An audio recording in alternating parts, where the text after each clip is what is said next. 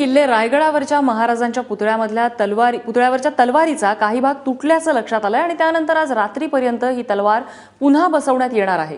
छत्रपती संभाजीराजेंच्या हस्ते ही तलवार बसवण्यात येईल। मात्र या घटनेवरून कुठल्याही सोशल मीडियावरच्या भडकाऊ मेसेजवरती विश्वास न ठेवण्याचं आवाहन करण्यात आलेलं आहे। छत्रपती शिवाजी महाराजांच्या शौर्याची साक्ष देणारा किल्ले रायगड।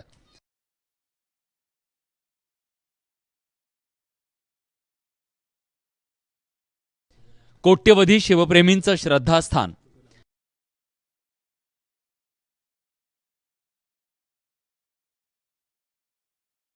याच ठिकाणी 2009 मध्ये गडावरच्या मेघडंबरीत महाराजांचा पुतळा बसवण्यात आला। मात्र शनिवारी पुतळ्यावरच्या तलवारीचा काही भाग तुटल्याचं लक्षात आलं। आज या ठिकाणी हा संपूर्ण परिसर जो आहे कॉर्डन केला गेलेला आहे। कोणत्याही भाविकाला, कोणत्याही शिवप्रेमीला या वरती मेघडंबरीपर्यंत जाऊन दिलं जात नाही। पोलीस तैनात करण्यात आले आहेत आणि या सगळ्या भाविकांना या ठिकाणी पुढे जाण्यास मज्जाव करण्यात आलेला आहे। या सगळ्या संदर्भात महाड पोलीस ठाण्यामध्ये गुन्हा नोंदवण्यात आलेला आहे। प्रामुख्याने हेही सांगू इच्छितो की ती विटंबना नाही आहे, कोणीतरी मुद्दामून येऊन ती तलवार मोडली आहे असा विषय नाही आहे।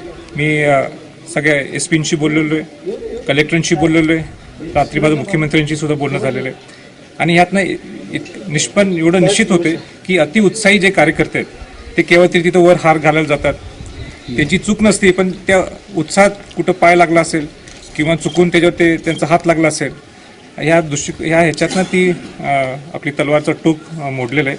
म्हणून लोकांना माझी विनंती हीच राहणार आहे की शांतता पाळावी। या घटनेनंतर मेघडंबरीच्या परिसराला सुरक्षा कवच देण्यात आलंय। तसंच पुरातत्व खात्यालाही रायगडाच्या ऐतिहासिक वास्तूकडे डोळ्यात तेल घालून लक्ष देण्याच्या सूचना देण्यात आल्यात। मुख्यमंत्र्यांना 1-2-3 गोष्टी सुद्धा सांगितल्या, सूचना दिलेल्या आहेत। एक म्हणजे इथं कायमस्वरूपी सिक्युरिटी इथं पाहिजे, इथं लाईटची व्यवस्था पाहिजे आणि CCTV सुद्धा इथं असणं गरजेचं आहे। तर या तिन्ही गोष्टी जर तुम्ही लवकरच्या लवकर त्वरित या आठवड्यात त्यांनी कराव्यात अशी मी त्यांना सूचना दिली आणि त्यांनी ते मान्य सुद्धा केली। याचे काही वेगळे पडसाद उपटू नयेत म्हणून शासनाने त्याची दखल घेणं गरजेचं आहे आणि सगळ्यात पुरातन खातं की जे टेंबा मिरवतं, स्वतःची फुशारकी दाखवतं आणि करत काय नाही, तर त्याबद्दल आमची तीव्र नाराजी आहे।